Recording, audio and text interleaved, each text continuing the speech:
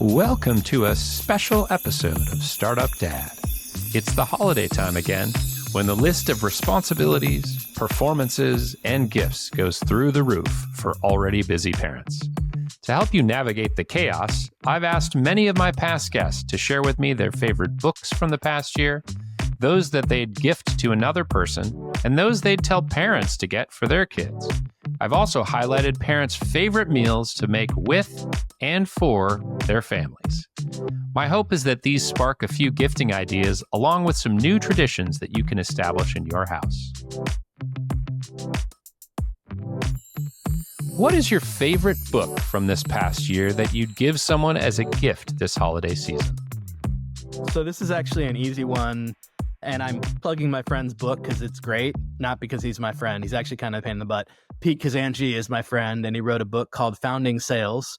And I do love me some Pete, but I have needed this book because I went into a founding sales motion for Decent that has really helped us start to move. I think we've kind of just entered hypergrowth for the first time, and I would actually give a ton of credit to reading this book.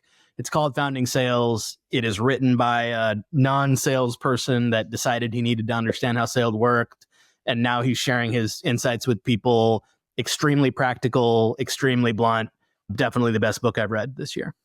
Just last night, I finished Poor Charlie's Almanac, which had been recommended to me many times. It's be familiar to many of your listeners, I'm sure.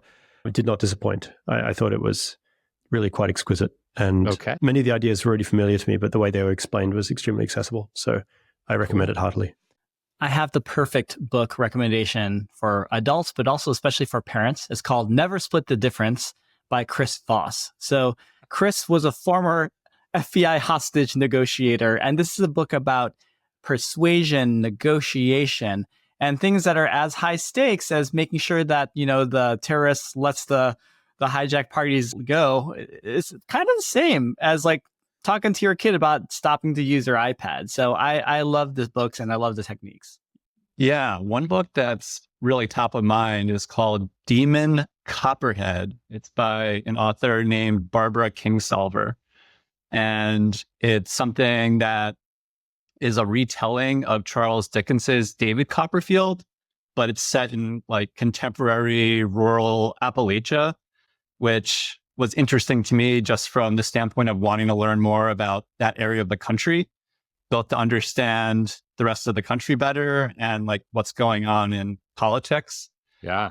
And it's something that just gave me an appreciation for what our family has, because this book delves into the opioid epidemic. Wow. And so just had some interesting learnings for me, both on family structure as well as that particular problem in our society. I would like to recommend this, George Saunders, A Swim in a Pond in the Rain. This book came out, I think, a year or two ago. And it's really, really, really cool. Saunders is a wonderful writer. You get to read, interspersed with his writing is a series of short stories from Russian masters. So like Chekhov and Tolstoy. And if you're like, that sounds like a snooze fest, this is like really exciting. These are really amazing short stories. You get to tell people that you're reading Tolstoy, which is huge virtue signaling. And after the story, then you read Saunders' analysis of what you just read. So it makes you a stronger reader. If you are curious about writing, it will help you be a better writer.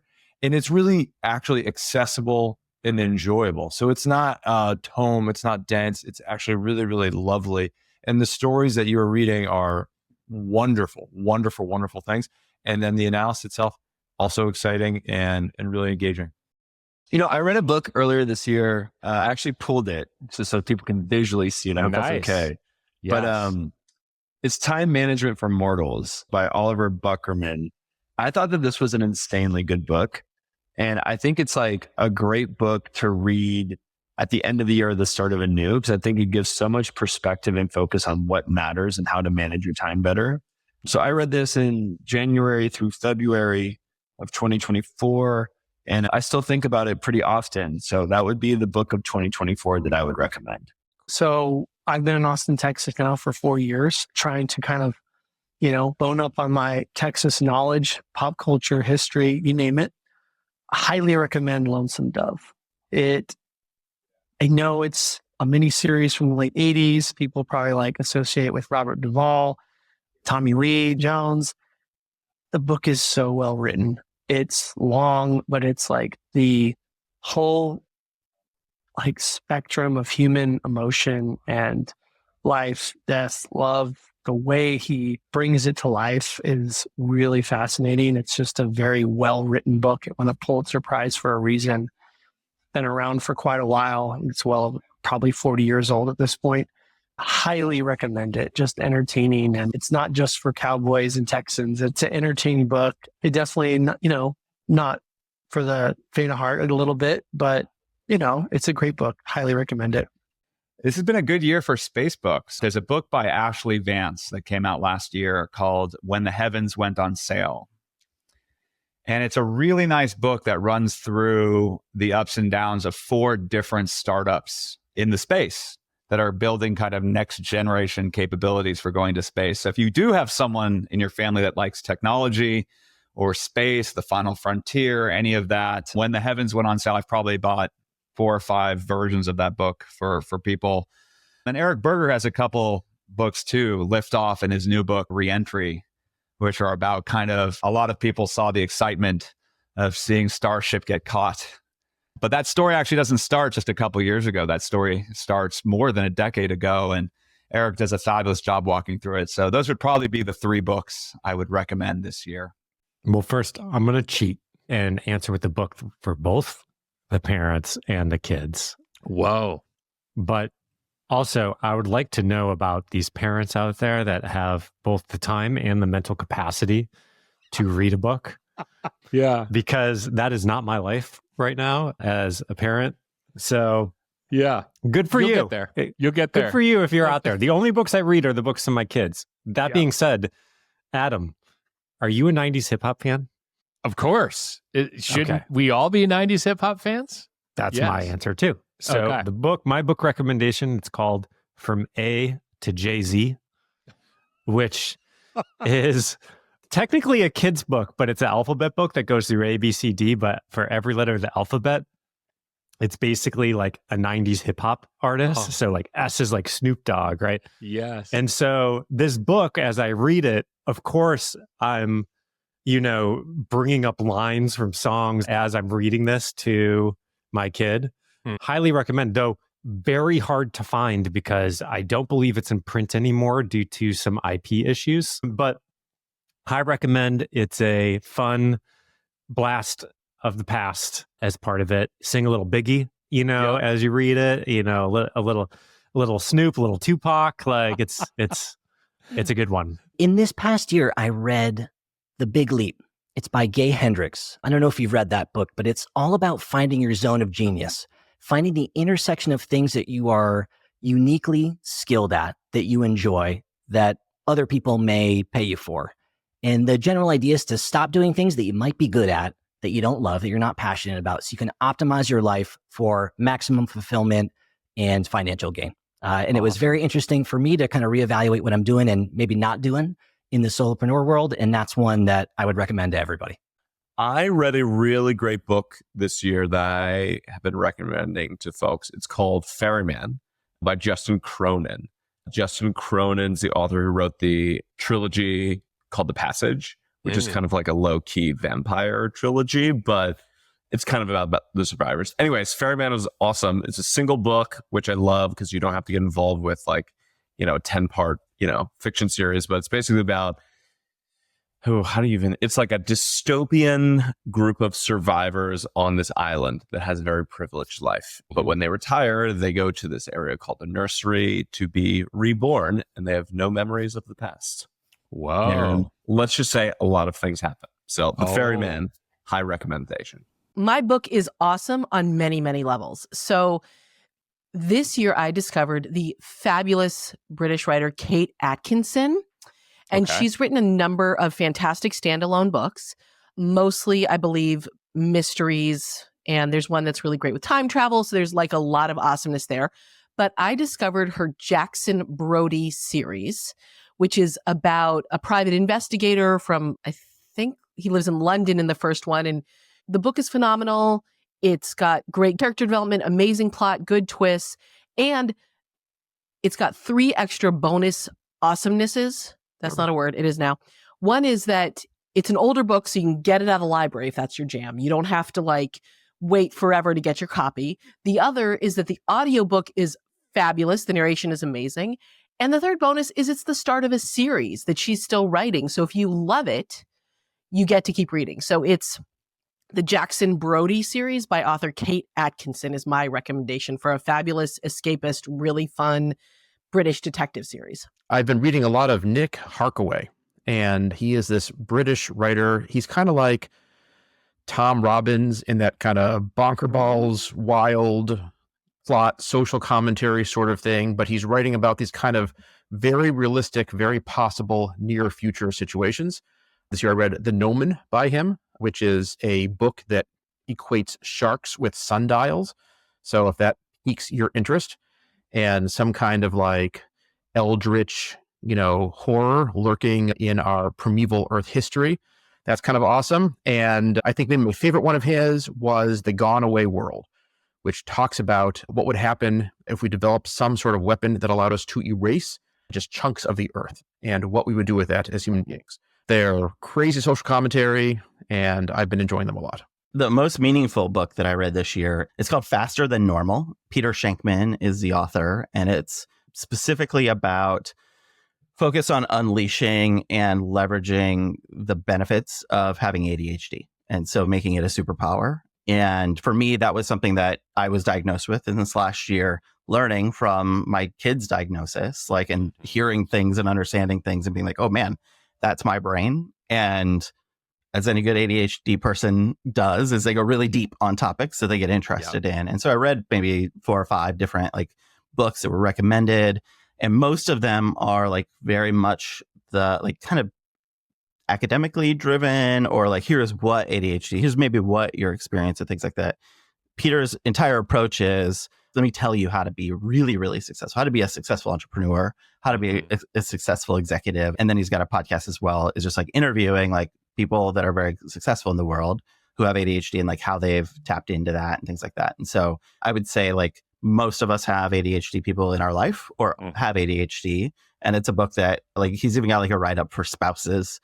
He's I wish I'd known and I would have written this guide for my spouse when we originally met and things like that. And so I think it's a great read. He's a really good interviewer. He's a couple times over entrepreneur.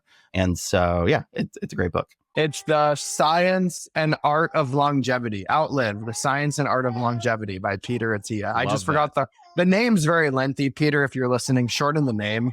Drop origin. For me, it's all about giving somebody a gift that enables them to create leverage with their time. Everyone has finite time. And so you should leverage that time to create exponential gain, not linear gain, right? And so if I give somebody a book, that book, the time they spend in that should give them the learnings that leads to exponential gain and not just linear gain. And so from that perspective, I would give them 3 books. One is 0 to 1 by Peter Thiel. Phenomenal book. It's about entrepreneurship and how to think about it. The second is Masters of Scale by Reid Hoffman. I also love that.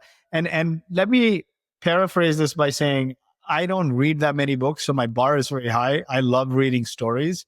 And both these books are structured as stories. And the third thing is Outlive by Peter Attia, right? And the benefit of these 3 books is 2 of them will enable you to leverage your time to create exponential gain on the business side. And the other one will enable you to leverage your time to create exponential gain on the health and fitness side. And you need both, right? Because life in business is a marathon, it's not a sprint. And longevity matters on both fronts. What is your family's favorite book that you'd recommend to another parent for their kids? Everyone should have this book called Penguin Problems that we've been reading. It was recommended to me by Decent's fractional CMO, Rachel Kim. She's a great CMO and an equally good parent. And I was talking about how my kids sometimes complain or lose perspective on things that are important because they're kids. And you could sit there and try to explain to them, don't do that. think about the things that matter in this world, you're probably going to get your ass handed to you if you do that. And they'll say things like, well, you work all the time. Does work matter that much? So be careful with that. But instead, you could read them this book. And this book tells the story of a young penguin who is having some of those small problems that we all have and talks to his mom. And it just, reading it kind of illuminated for my kids, that there are things that we complain about, and then there are things that maybe aren't worth complaining about, but it does it in a way that allows them to be listened to. And I think that's what they like about the book. And I think the message is good. So Penguin Problems. Kind of as a joke, I started reading the Mars trilogy by Kim Stanley Robinson to my kids at bedtime. Initially, it had the desired effect of putting them into a comatose state almost instantly. But as they got older and kind of got their head around what was going on, it became extremely interesting and just a great jumping off point to talk about literature and math and physics and astronomy and a whole bunch of other stuff. It evolved into a series of blog posts. And just recently, we wrapped up Green Mars, which is the second in the series, before moving on to lighter fare like Jules Verne, 20,000 Leagues Under the Sea. But we'll come back to Blue Mars pretty soon, I think. I'm a big fan of the Cat Kid series by Dave Pilkey. So he's known for Captain Underpants and Dog Man. Those are great books too, but Cat Kid in particular, that little mini series that he puts together is especially special. Basically, this little kitten's superpower is kindness. And you can see over the course of the series how his kindness actually makes his entire environment better and even heals his very traumatized dad in a really funny way too. So heavy topics, but treated in such a way that teaches such good empathy for kids as well as the adults. Lots of great options out there. I like a story when I read to him, and I like to be able to make voices. I pretend that I have this voice acting career with several of them, including this Pig the Pug. I'm not sure if people know about this one. I didn't until I became a parent, but you get to enjoy hilarious images of pugs amassing toys and then being deliriously greedy of said toys. And then, of course, when you were really greedy, you're gonna fall out a window. That's the moral of this book that we can all get behind.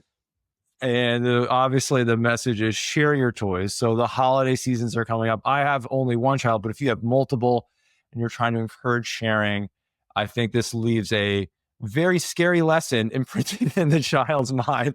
But what happens if you don't? I've read to my kids a lot, including the 4 years that I stayed home full time as a parent. It was and still is one of my favorite things to do. And one book in particular that has just stood the test of time across all the different ages that my kids have been through is called, and this is not English words, Do is Talk. And it's by a children's author, Carson Ellis. And it tells the story of this group of insects who discover and interact with this growing plant in their tiny little natural world. And so what makes this book stand out is that it's written entirely in an invented language. So similar to the title, not written in English or any other known language, that these characters that are insects use to communicate with each other. And it's essentially inviting readers to interpret the meaning through the illustrations. And it's just really fun seeing kids' ideas for what's being communicated. There's always a lot of discussion. And every time we read it, we kind of refine what they're actually communicating and what the message is. This is so odd to say that. We as a family, me and my sons, we actually really enjoy reading How the Grinch Stole Christmas. Love that book. It's a fun book to read. You can get in character and change your voice. And I feel like for me, when I was a small child, around the holiday season, my parents would read the Polar Express. And that was a staple book that I still fondly think back of.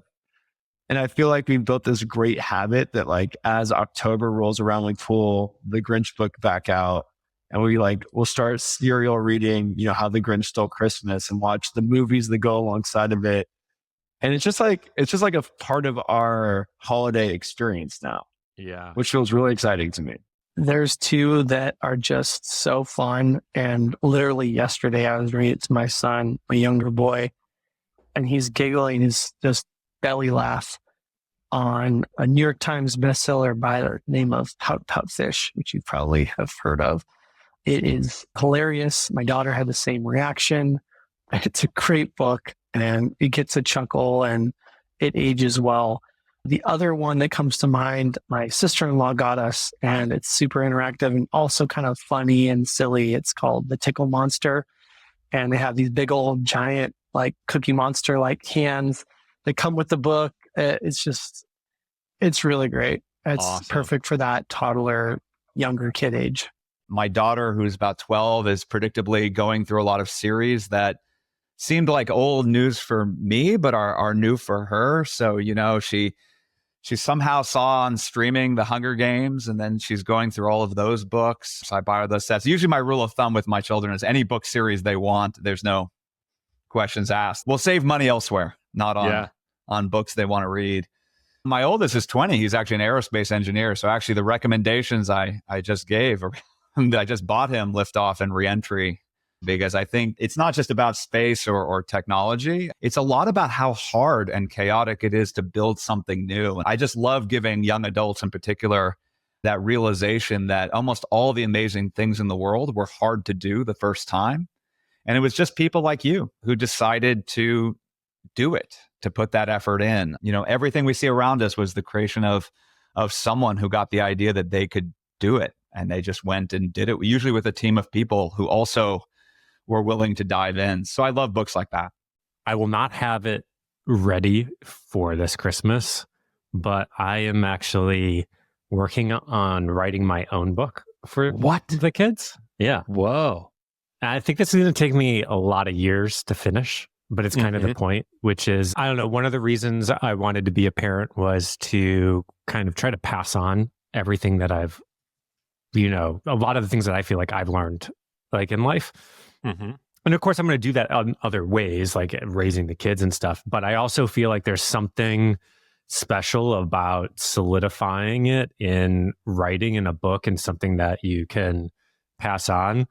And I can't remember where I heard this, but I heard this story. It was like, look, like if you don't tell your kids your story, somebody else will tell your story, like kind of for you, whether it's like broader family and all that kind of stuff.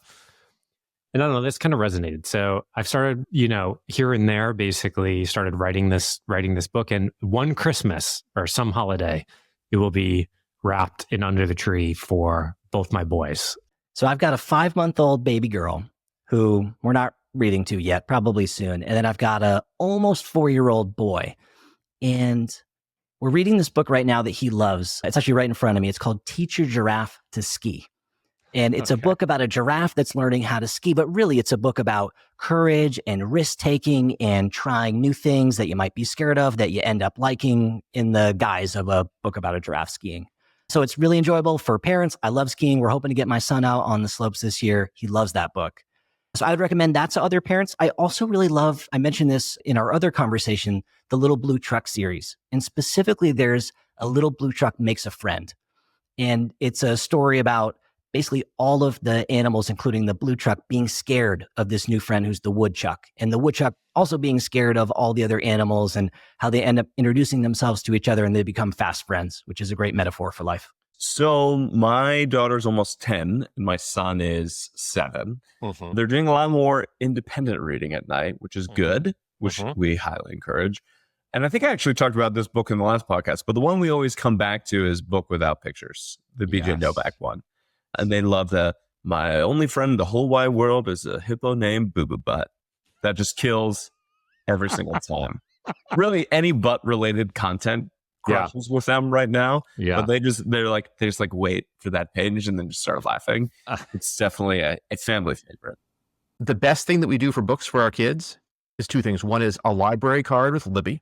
And the second thing is whatever Amazon, Kindle, Unlimited, because the number of cheesy romances that our kids read is astounding. Like, which is great. Like they're reading and, they're reading for school all day long, right? They're in school till like 4 or 5 o'clock every day. They got tons of homework. They got really challenged. They're reading Antigone right now. My younger one is reading Antigone in high school. Like this is like heavy duty stuff. Yeah. So if they want to like relax at the end of the day by reading some stupid self-published Kindle Unlimited romance, I love that for them. I have a book I'd like to push out to parents, and it's not my book, which is right there behind me. Oh, isn't that handy? It's this book. Someday a bird will poop on you. It's really for adults and kids alike. Okay. It is fantastic. It's like adorably illustrated. The illustrations are so cute. It's a quick read. It's like so amazing. And it's just a good life lesson because someday a bird's going to poop on you. Yeah. And this will tell you what to do. It also may or may not be a metaphor for when other challenging things happen in life. So this is a book that, for reasons it's not clear to me, has not gotten nearly as much attention as it should. You can just give this to anyone. You can give it to an adult as a gift. You can give it to a kid.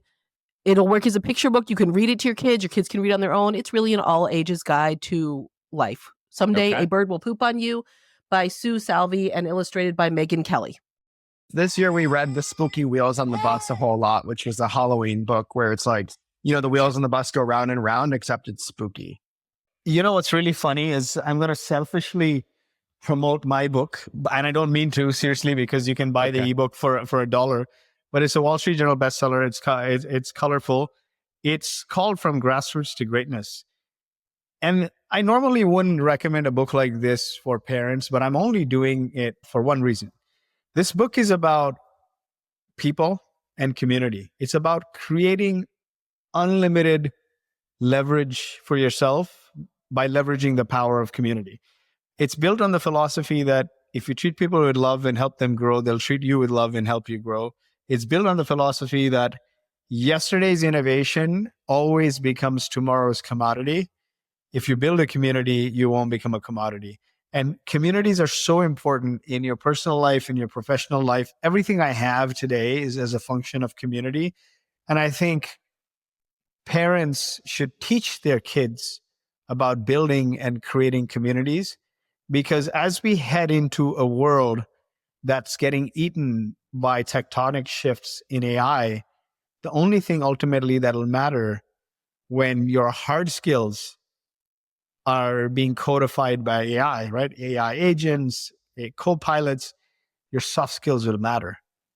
And the core of that is your ability to create and build community. And community is about giving and helping others. And as a function of doing that, you'll gain in ways that you can't even imagine. 2 recommendations. So one is for reading to your kids. A series of books that we keep coming back to are the ninja books. So it's like the, sad ninja and happy ninja and frustrated ninja. Like our favorite in the house that we use a lot of references from is flexible ninja. So it's like, how we have 3 kids. And so there's a lot of like changing of schedules, which for anybody that has any kids, let alone neurodiverse kids, knows that schedules are important. And so those books, like I don't know the author's name off the top of my head, but there's, I don't know, like 30 of them at this point. But they're great. They're fun. They've got good exercises. They're not too dense. And we're still reading those even. We'll go back to them even with like our 9-year-old at this point. Then the other one is I would actually recommend Improvise by McNapier. It's a, just like a fundamental book about improvisation. It was somebody that I had a chance to learn from earlier in my life. And because actually I don't read very many books to my kids. My kids read a lot of books, but we make up stories. So we actually do a lot more improv than we do like reading. And I think that's like really special because like they contribute to the story. So we'll make up characters along the way. We adapt along the way, and it's all using just the fundamentals of improv. And I get to do character voices and like be ridiculous. And I make them mad because I make the story go ways they didn't want to go and then, bring it back. And so I think that's been even more rewarding than any like standard books. So like just maybe picking up Improvise is the one I know well, but there's probably like a dozen. There's probably ones for kids out there, like something like that. I think would be great. Very cool as well. What recipe do you like to get your kids involved in at the holiday time? Bourbon laced apple cider. And I do involve the kids, but in the following way. So Ben knows that I love to make apple cider around the holidays. And he knows that I like the smell as it warms up in the kitchen. You can leave a pot on all day and you can throw some full whole cinnamon sticks and some cloves in there and you just feel like Martha Stewart. It's really excellent. The smell is good. The vibe is good. He doesn't know that I then will, sneak in and pour a half bottle of Choose Your Weapon and, separate a batch for myself. And that is definitely part of what gets me through the fraught holiday times. But, good for the kids, good for the family. It's the best. Well, my kids are very discriminating. As long as the meal is 98+% carbohydrates, they're good to go. So it would normally be like lasagna or pizza or something like that. Is usually quite fun as a family. All right. So this one is a super easy one that all of you can do. because you will have all of the ingredients in your house. Thanksgiving is my favorite holiday. I do love eating turkey. And then at the end of your turkey meal, you generally have a whole mess of a little bit of meat hanging off the bones and the carcass and so forth. The mistake that most people make is to throw that carcass into the garbage. Don't do that. Instead, put it into a giant pot, boil it, and then let it simmer for about an hour or two, or a couple more hours actually, even than that, and just let it be. And then the next day, what happens, you are going to have this fantastic turkey broth. Now, what you can do is, before you boil it too, sometimes you can put some garlic cloves or other kinds of accoutrement if you want to just have something boil into that delicious stew. But you have a great meal for the next few days where you can just scoop up that broth. I like to put it over rice to put a little bit of porridge. Generally, the turkey has already been seasoned, so it's salty and peppery enough. It is fantastic. So please use that turkey carcass and make some amazing turkey soup afterwards. I'm the sous chef around here, but one thing that I am determined to cook this year for both my son and his grandfather are popovers. So we're going to use my mom's recipe, and I'm told these are quite easy to do. And my son loves bread. He's like, mo, mo, mo, mo. Every time he comes home, he's just, his little mouth, mo. So we have a way for him to kind of climb up near the counter so he can see the action. I think it might be fun for him to see the mixing going on, the pouring into the tins. Yeah. Well, he can kind of understand end to end how these delicious things get made, and then crack the whip for more when he's ready for that. When I was spending all that time as a stay-at-home dad, I got really into baking and, with dough in particular. And so celebrating Hanukkah, I like to make challah with the kids, not only on Hanukkah, but even more often than that, because we do it for Shabbat sometimes. And so the kids just love the sensory element to it, also the creativeness and being able to shape the dough, braid it, stuff it with different things like sprinkles in particular. And my 6-year-old just came home from school and she had to share with her class like what she wants to be when she grows up. And I think she said a mom and a baker, which kind of reinforced this exposure to making challah was meaningful to her. So for my kids, I love making soup for my family. Sunday night is my night to cook because, in my family, cooking is definitely an expression of love. So I love cooking my family dinner on Sunday nights. And it's really hard to do soup when it's 100 degrees outside and it's July. This is true. Right? So as soon as the air turns cold and it's like fall, we start doing soups pretty heavy in our house. We're a big soup and chili kind of household. So I love making my boys soup in a bread bowl and putting a fire on, and it just kind of feels in spirit. But making together, I've gotten a really weird, this is going to sound like such like a grandma statement to say, but I've gotten really into making banana bread with my kids. Oh, we just made a batch here at my house. Yes. Right? You kind of want to make believe in your head that it's not totally unhealthy for your kids, but it's sweet. You know what I mean? We love a good prime rib recipe. It's just a classic. And my dad found this one. I don't know where he found it. I want to say it was like Sunset Magazine or something ridiculous. He called it like the bulletproof recipe because the perception was prime rib was always hard to figure out and you'd mess it up and yada, yada, yada. But he had this like system. He raved about it. It took a while, but it was in the oven and it came out just phenomenally. So every once in a while, that is a really predictable, solid, somewhat fail-proof recipe in the oven if you're doing it right. And it's just really good. So it kind of brings back fun family memories for me of like, we would always have that on Christmas Day dinner. It was always a big deal. And so every once in a while, bringing that back to the family. I also want to share, my mom got to spend some time in Switzerland and she brought back the tradition, and it was kind of like for cold nights, but also holiday. It was like a raclette. So kind of taking the fondue thing and making it more, rustic, robust, like kind of little raclette burner. And you kind of sit around the campfire with your little pot and you got your cheese and you got your pickled stuff and you got your potato, just super simple. melted cheese over potatoes. You're like, what? Why is this a dinner? But it was always really great and very cool and different. My wife started making this wonderful spice cider, like just apple cider hot, but kind of a really big batch, cinnamon, like a lot of these kind of flavors, served with real cinnamon sticks, which is just perfect and great for the kids, and the kids all love it. And then, of course, if a little fireball makes it in for the grown-ups, that's okay too. We don't cook much with my 4-year-old for obvious reasons, but he will help us make muffins. And so sometimes we'll make banana muffins with chocolate chips, or even just plain muffins with chocolate chips. If it's got chocolate chips, he loves it. Sometimes we'll sneak in a little muffin mix that's got some protein in there just to kind of mix it up. But muffins, he loves. And being from a Jewish family, any excuse for a brisket is worthwhile. So we do a Jewish style brisket, which is baked in the oven. My family recipe, which has been handed down from my great grandmother, has got some ketchup in it. It's almost more of like a casserole type thing. It's very, very tender, not barbecue style. It's delicious. We have a lot of different dietary restrictions in the house. My wife is vegan with a nut allergy. My son has been vegetarian since he's 7. Wow. And then my daughter and I just eat everything. But we have a couple things. We always do like a gingerbread house decoration situation, usually after Thanksgiving. They love that. And then they basically eat a whole gingerbread house after.